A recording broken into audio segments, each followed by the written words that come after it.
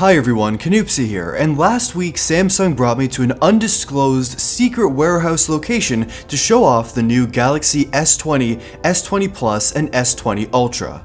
I brought my main camera and got a second Galaxy S20 to actually film different clips during the event.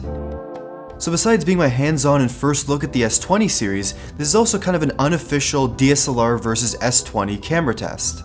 I'm using the Canon 90D, and there'll be an indicator at the bottom of the screen for clips shot with the S20 so you can judge for yourself the video quality coming from this device. So this phone is the most refined version of the design that Samsung has been working on for the last few years. The phone looks amazing, and my favorite color has to be the gray version. It isn't some radically different design than previous phones, but it looks beautiful and feels great to hold too. The corners and edges are smooth, and these phones have huge batteries but don't actually feel heavy or thick as you might expect. The S20 has a 4000 mAh battery, S20 Plus is 4500 mAh, and S20 Ultra is 5000 mAh, some of the biggest battery capacities in mainstream phones today. But you're probably going to need all that battery because of the display.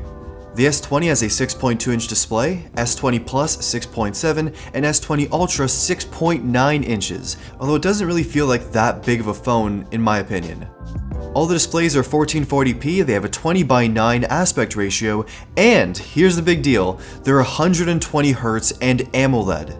Samsung displays have always looked good in terms of color and sharpness, but here with 120Hz refresh rate, that's f***ing next level stuff.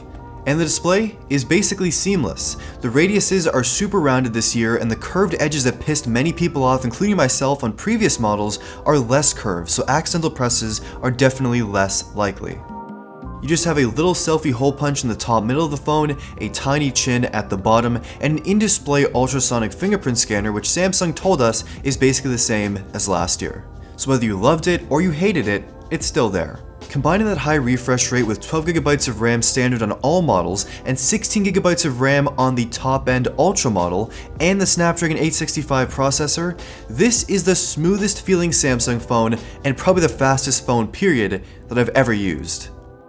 Okay, those cameras. This is definitely a really big deal for these phones. The S20 and S20 Plus have your standard, ultra-wide, and telephoto camera setups, with the Plus having a time-of-flight sensor.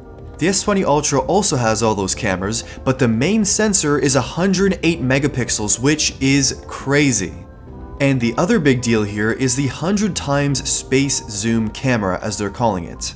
Now, the conditions we could actually take pictures in during the event were not totally ideal. It was a darker environment, it was pretty dim inside, and there weren't too many places to actually take these type of shots. But outside, 100 times zoom is going to go absolutely crazy.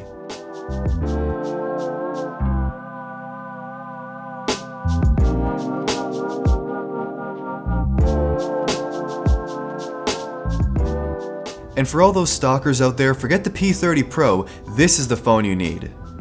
And the other cameras besides the telephoto zoom camera take some pretty solid shots as well. You can judge for yourself for photo and video quality, but like I said, not the best or most optimal conditions for testing, but I really want to get you guys some samples from this phone.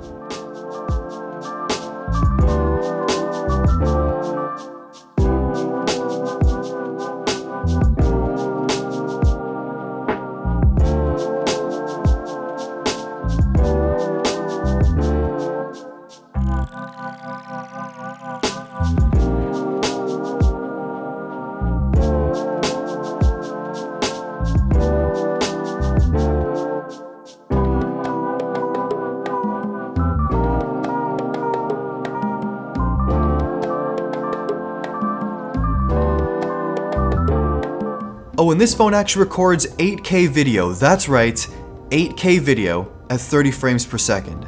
It records up to 4GB and starts a brand new file and keeps recording, and just the fact that it can actually record decently usable 8K video is crazy. I wasn't able to actually save those 8K videos to my SD card because of restrictions with the phone, but you better believe I'll be testing out that feature on my retail unit.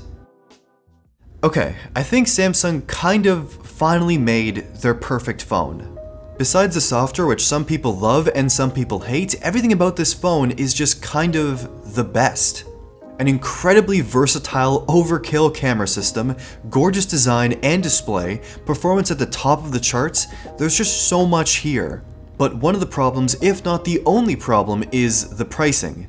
These phones in North America are all labeled as 5G devices. It's called the S20 5G series in all of its marketing. And because it has 5G, the phone is also going to cost a little bit more than other devices. The prices are definitely pretty high in these phones, especially that S20 Ultra. It's very expensive. There's also no budget mid-range S20e device this year, as Samsung decided to focus specifically on its high-end offerings in the S20 range, unfortunately. But if you are willing to pay the prices for these phones, I think Samsung really has a winning series of devices this year. Now, to protect your S20, if you do end up buying one, check out skins and cases from our channel sponsor dbrand. Especially their crazy cool new robot camo skins, or for more protection, a dbrand grip case. Link in the description. Any questions, any comments on the Galaxy S20 series of phones, let me know in the comments down below or on social media, and I'll try to answer you there. Like the video if you liked it, subscribe, and thank you for watching.